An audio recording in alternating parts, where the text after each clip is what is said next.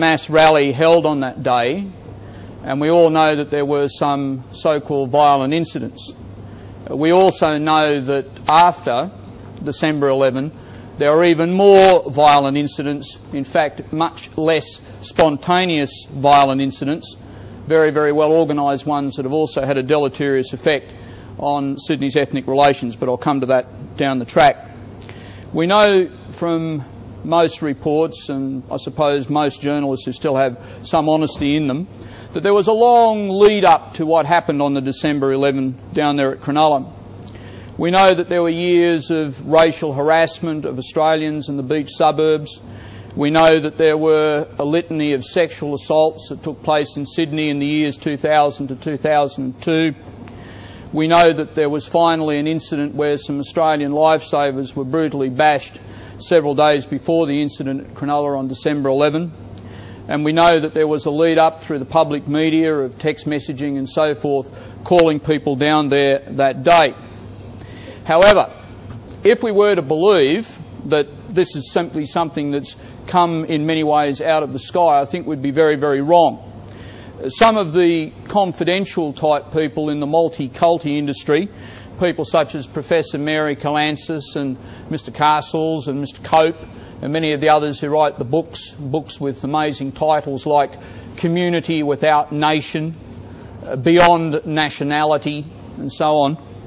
These people say that what took place was in fact an earthquake and it had been brewing for a long time.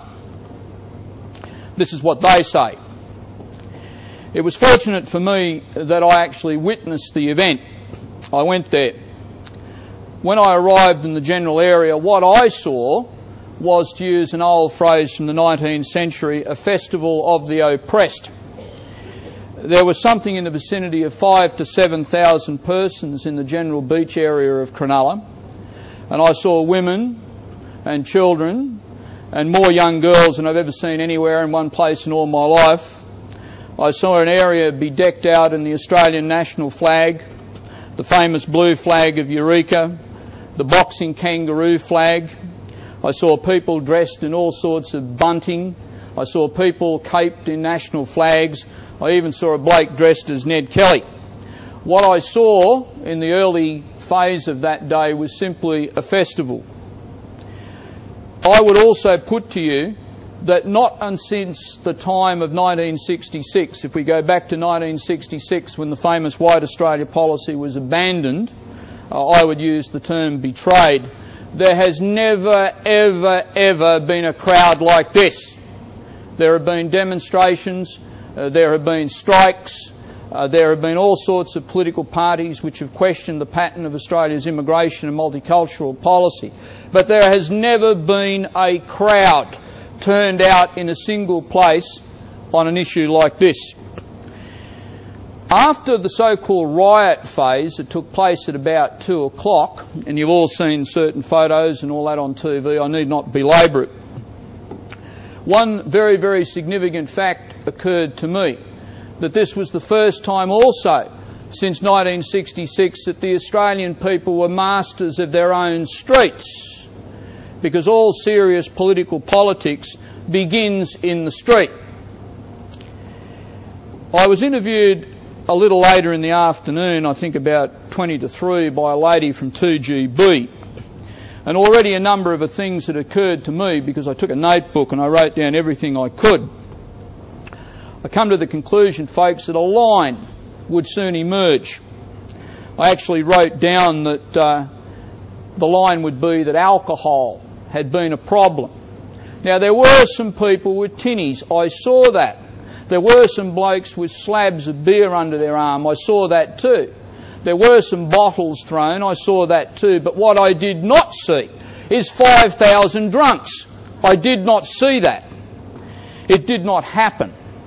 But it occurred to me that the media would say that it did. It also occurred to me that they would say that people had come from other areas in Sydney to be louts and troublemakers. And it also occurred to me that they would start talking about outside extremists or whatnot who had come down there to incite the crowd.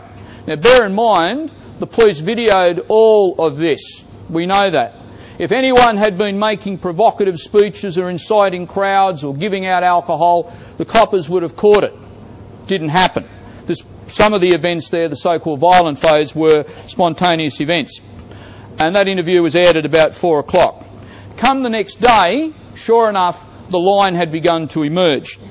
Lie one that's been pursued by the media was this, that all of the events that took place there were the products of alcohol.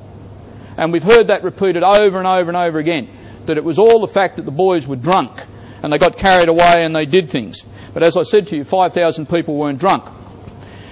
On the Today program, Tracy Grimshaw, from recollection, it's a rather confused sequence, said that either I personally or guys from the Australia First Party, whatever, actually distributed alcohol. Now, if you had done that, that would also not only be a breach of their alcohol laws, but it would be an offence in the overall context of things. Or as one wag said, you would have had to have a bloody big truck. But there's no film of that either. Lie number two is that all this was somehow or other instigated by outsiders. Well, that one's never really washed too much. They concentrated on, Westie blokes coming in from Parramatta and Blacktown and, the young thugs and all that. They wanted to go down there and cause some trouble. But it's fairly clear that the vast majority of people at Cronulla that day were locals. But there were a lot of blokes who came from other areas. That's certainly true. The real event at issue really was, it wasn't simply a protest of the people in Cronulla, it was a protest of anyone who was Australian who lived in Sydney who was welcome to come. And that seemed to be the import of what was being said in the lead up to it, even by certain radio shock jocks. Basically, therefore, it was a mass demonstration. Lie number three was consistently developed by the media over time. They said that it was all something to do with white supremacists. Now, this story arose very quickly. It's been peddled very widely. I didn't see them there either. I actually looked. I looked to see whether or not there was anyone who really looked out of place. And I must admit, in the whole time, I think I saw one bloke who you'd classify as a skinhead, right? 1 in 5,000, 1 in 7,000. Forget it.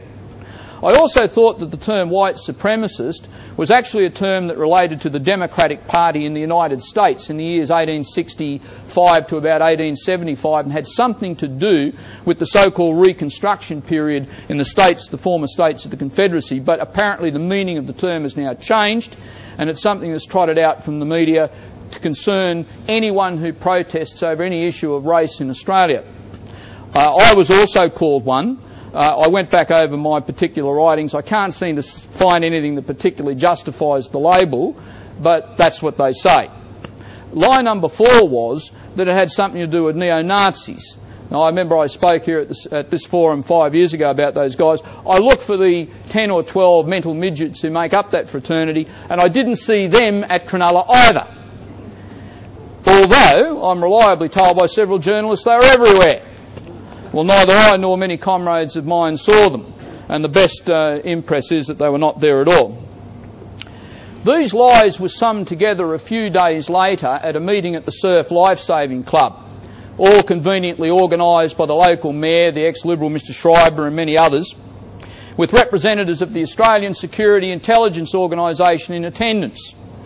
They got seen driving off in their protective services vehicle, one dressed as a surfie, one dressed casual and one dressed like me, sort of like May, Larry and Shem. But they were there.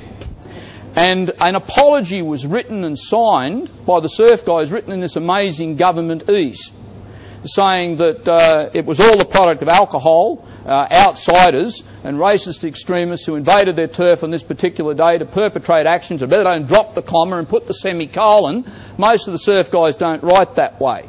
In fact, it was written by ASIO, almost certainly.